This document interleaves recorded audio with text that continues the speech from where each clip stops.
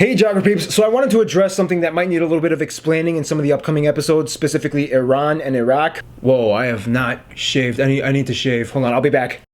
Alright, and I'm good for about 11 more days. So you'll notice that in brief sections of these two episodes, I do mention the Kurdish people and their communities throughout the Middle East. Now, this is a very touchy subject. Even saying the word Kurdistan ignites a lot of feelings in a lot of people. Now, before I even get into this, I want to highly emphasize one thing. I am not Kurdish, I am not Arab, I am not in any way directly affiliated with anything that goes on with this whole topic, and I am definitely not claiming to be your ultimate go-to authority when it comes to learning about this topic. I am just here to report some simple objective facts and statistics. I hope I get everything right, but if I get anything wrong, please feel free to correct me in the comments. So just like any hipster show host of any Vice documentary, I'm here to explain to you about a people group that I am not a part of. Logic! So what exactly is the controversy with the Kurdish people in the Middle East? Well, first of all, who are the Kurdish people? In the simplest way I can put this, at somewhere estimated around 30 to 40-ish million, the Kurds are essentially the largest ethnic people group in the world without a nation state. More than the Gypsies, more than the Tibetans, more than the Catalans,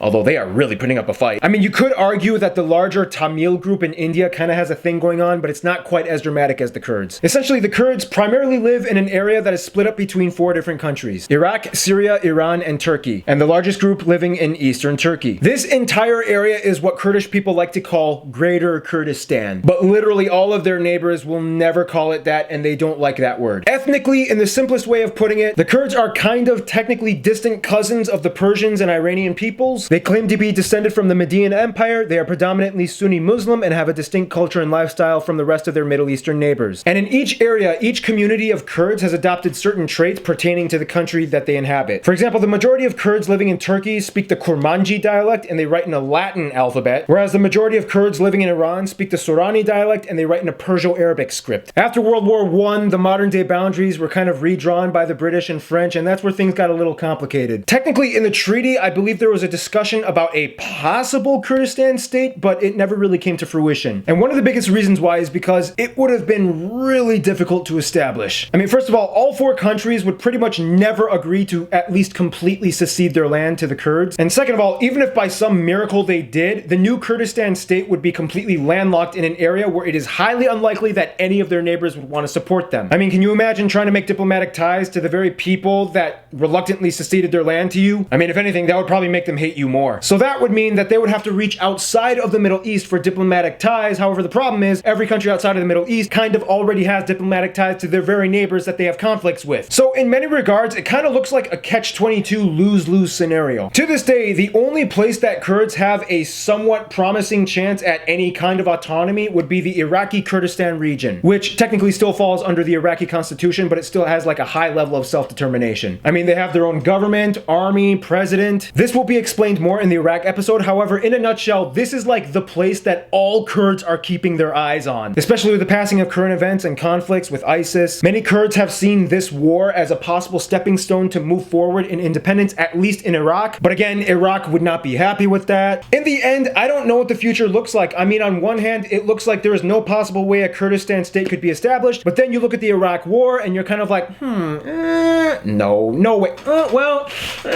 no. Again, I'm not Kurdish, I'm not Arab, I'm not Persian, and by all means, my speculative American Western perspective on this matter is pretty much of little value. So I open the floor up to you guys to discuss amongst yourselves, which might not be the best idea because, you know, YouTube comments are just the best place for civil discourse. But seriously, I think this is kind of an issue that you should be at least somewhat kind of knowledgeable on. The best thing you should do, though, is to talk to people who know this issue better than I do, specifically people that kind of live in these regions and know what's going on. So yeah, that was just my little quick video I wanted to give you guys a little info on. And very quickly, just remember, like I announced last week, I will be holding a contest soon to visit your school. So details will be coming at the end of this week. Stay tuned. In the meantime, thank you for watching this video. We just passed 600,000 subscribers. Thank you guys. Subscribe if you'd like. Hope you're doing well, and stay cool. Stay tuned.